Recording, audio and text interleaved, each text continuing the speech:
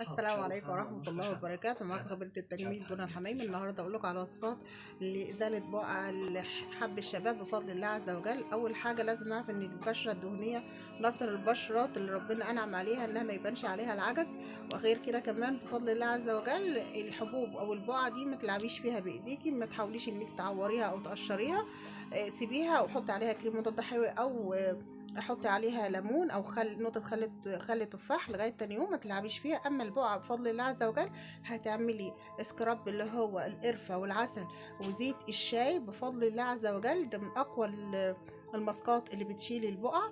تاني ماسكه عندك الطين اللي هو الطين المغربي او الطين البحر الميت مع ميه الورد مع العسل مع النص ليمونه، بفضل الله عز وجل بيشيل البقع نهائي مع التكرار بفضل الله. يبقى احنا قلنا النهارده وصفتين او 3 للبشره الدهنيه، وهكمل لكم ان شاء الله.